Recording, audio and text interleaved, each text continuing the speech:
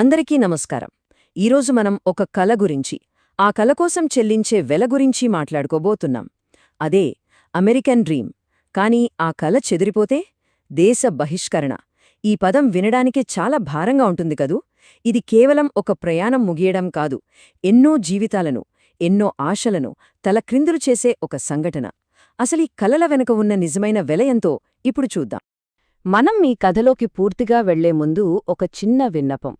ఇలాంటి ముఖ్యమైన విషయాలను మీ ముందుకు తీసుకురావాలంటే మాకు మీ ప్రోత్సాహం ఎంతో అవసరం. దయచేసి మా ఛానల్కు సబ్స్క్రైబ్ చేసుకోండి. దానివల్ల ఇలాంటి విశ్లేషణలు మరిన్ని చేసే అవకాశం మాకు దొరుకుతుంది.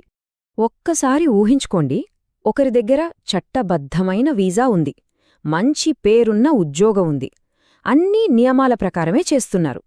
కానీ హఠాత్తుగా ఒకరోజు ఎయిర్పోర్ట్లో ఆపి ఇకపై మీరు ఈ దేశంలో అడుగుపెట్టలేరు అని చెబితే వాళ్ల పరిస్థితి ఏంటి? ఇది కేవలం ఊహ కాదు, ఇది ఓ డాక్టర్ జీవితంలో జరిగిన నిజం. సరే, ఇప్పుడు మనం ఆ వాస్తవ సంఘటన గురించే తెలుసుకుందాం. ఇది మనందర్నీ ఆలోచింపజేసే కేసు. అసలు ఒక డాక్టర్ను దేశం విడిచి వెళ్లమని ఎందుకు చెప్తారు? దీని వెనుకున్న కథేంటి? డాక్టర్ రాషా అలావియే బ్రౌన్ యూనివర్సిటీలో కిడ్నీ స్పెషలిస్ట్.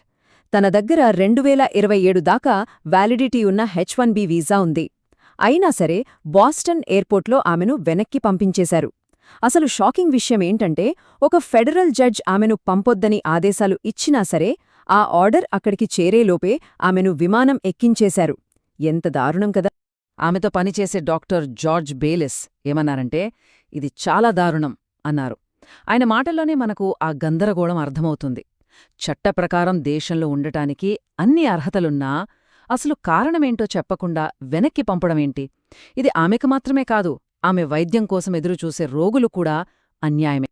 అయితే కథ ఇక్కడితో అయిపోలేదు. ఆ తర్వాత అసలు విషయం బయటకొచ్చింది. అధికారుల ప్రకారం ఆమెను భద్రతా కారణాల వల్ల పంపించేశారట. లెబనాన్లో ఒక హిజ్బుల్లా నాయకుడి అంత్యక్రియలకు ఆమె హాజరైందని ఆరోపణలొచ్చాయి. అంటే ఈ కేసు మనం మొదట అనుకున్నంత సింపుల్ కాదు, దీని వెనుక చాలా సంక్లిష్టమైన విషయాలున్నాయన్నమాట. సరే, ఇప్పుడు ఒక వ్యక్తిగత కథ నుండి ఈ సమస్య ఎంత పెద్దదో చూద్దాం. ఇది కేవలం ఒకరిద్దరి సమస్య కాదు, వేల లక్షల మంది భారతీయుల మీద ప్రభావం చూపుతున్న ఒక పెద్ద ట్రెండ్. ఈ సంఖ్య చూడండి, 7,25,000. అమెరికాలో సరియైన డాక్యుమెంట్స్ లేకుండా నివసిస్తున్న భారతీయుల అంచనా సంఖ్య ఇది. మెక్సికో, ఎల్ సాల్వడార్ తర్వాత మనమే 3వ స్థానంలో ఉన్నామంటే ఈ సమస్య తీవ్రత ఎంత ఉందో అర్థం చేసుకోవచ్చు. ఇక ఈ గ్రాఫ్ చూడండి, ఈ పరిస్థితి ఎంత వేగంగా మారుతోందో ఇక్కడ స్పష్టంగా కనిపిస్తుంది.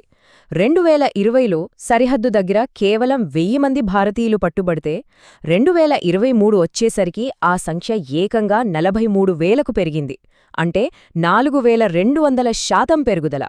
ఈ నంబర్లు చూస్తేనే మనకు అర్థమవుతోంది అక్రమ వలసల ప్రయత్నాలు ఎంతలా పెరిగాయో. సరే, ఇంతకీ బహిష్కరణ ప్రక్రియ ఎలా ఉంటుంది?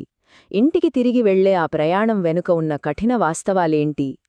ఇది చాలామందికి ఒక పీడకలలాంటి అనుభవం. ఈ మాటలు వింటేనే ఒళ్ళు జలధరిస్తుంది. ఇది బహిష్కరణకు గురైన ఒక వ్యక్తి చెప్పిన మాట. 40 గంటల ప్రయాణంలో చేతులకు బేడీలు, కాళ్లకు సంకెళ్ళు. ఇది మానవ గౌరవాన్ని ప్రశ్నించే విషయం. ఈ అనుభవం వాళ్ల మానసిక ఆరోగ్యంపై ఎలాంటి ముద్ర వేస్తుందో మనం ఊహించుకోవచ్చు. బహిష్కరణ ప్రక్రియ గురించి వస్తున్న వార్తలు చాలా వివాదాస్పదంగా ఉన్నాయి. వాళ్లను అమెరికా సైనిక విమానాల్లో తీసుకురావటం, మగవాళ్లకు బేడీలు వేయడం, ఇంకా సిక్కుల తలపాగాలు తీయించారనే ఆరోపణలు తీవ్ర ఆందోళన కలిగిస్తున్నాయి. దీనికి తోడు 2025 నాటికి రోజుకు బహిష్కరణకు గురయ్యేవారి సంఖ్య కూడా బాగా పెరిగింది. ఉదాహరణకు ఫిబ్రవరి 15, 2025న పంపిన ఒక విమానం డేటా చూస్తే అందులో ఎక్కువ మంది పంజాబ్, హర్యానాకు చెందినవాళ్లే ఉన్నారు. దీన్ని బట్టి ఈ సమస్య కొన్ని ప్రాంతాల్లో ఎంత ఎక్కువగా ఉందో మనకు కంచనా వస్తుంది. ఇక్కడ ప్రభుత్వం ఒక విచిత్రమైన పాలసీ ఫాలో అవుతోంది. ఒకవైపు బలవంతంగా అరెస్ట్ చేసి సంకెళ్లతో పంపించేస్తున్నారు, మరోవైపు స్వచ్ఛందంగా దేశం విడిచి వెళతామంటే వాళ్లకు కొన్ని ఆఫర్లిస్తున్నారు. CBP హోమ్ అనే యాప్ వాడితే ఫ్రీ ఫ్లైట్ టికెట్, ఇంకా $3,000 బోనస్ కూడా ఇస్తారట. అంటే ఒకేసారి కఠినత్వం, ప్రోత్సాహం రెండూ చూపిస్తున్నారన్నమాట.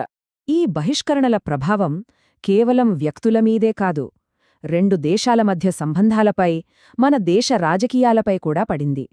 దీనిపై మన దగ్గర భిన్నమైన అభిప్రాయాలు వ్యక్తమయ్యాయి. భారత ప్రతిపక్ష నాయకుడు రాహుల్ గాంధీ బహిష్కరణకు గురైన వాళ్లతో వ్యవహరిస్తున్న తీరును గట్టిగా విమర్శించారు. ఆయన ఏమన్నారంటే, భారతీయులకు కావాల్సింది గౌరవం, మానవత్వం, బేడీలు కాదు అని స్పష్టం చేశారు.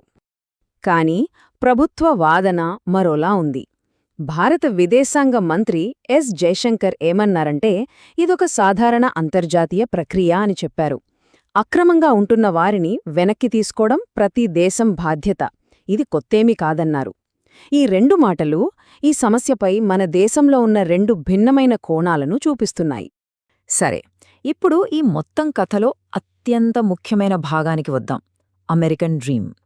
ఈ కల కోసం ప్రజలసలు ఎంత మూల్యం చెల్లిస్తున్నారు? ఇది కేవలం డబ్బుకు సంబంధించిన విషయం కాదు. జీవితాలు, కుటుంబాలు, భవిష్యత్తు అన్నీ పణంగా పెడుతున్నారు. ఈ డంకీ రూట్ అనే పదం ఈ ప్రమాదకర ప్రయాణానికి మారుపేరు. లక్షల నుంచి కోట్ల రూపాయలు ఖర్చుపెట్టి, నకిలీ పత్రాలతో ప్రాణాలకు తెగించి, ప్రమాదకరమైన మార్గాల్లో ప్రయాణించి అమెరికా చేరుకోవాలని ప్రయత్నిస్తారు. ఇది వాళ్ల కల కోసం వాళ్లు తీసుకునే అతిపెద్ద రిస్క్. ఈ కల కోసం వాళ్లు చెల్లించే మానవ మూల్యం చాలా పెద్దది. కుటుంబాలు లక్షల రూపాయల అప్పుల ఊబిలో కూరుకుపోతున్నాయి. విద్యార్థులు ఎప్పుడు ఏం జరుగుతుందోనన్న భయంతో పార్ట్ టైం ఉద్యోగాలు కూడా మానేస్తున్నారు.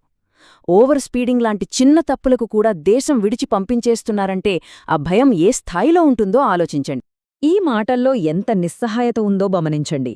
మాకు ఉద్యోగం వద్దు, మమ్మల్ని ఇక్కడ ఉండనిస్తే చాలు.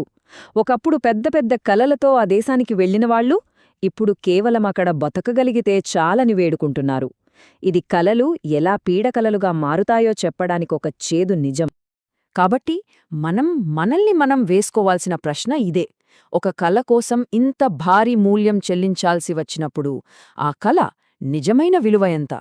ఇది డబ్బుకు సంబంధించిన ప్రశ్న కాదు, జీవితాలకు, నైతికతకు సంబంధించిన ప్రశ్న.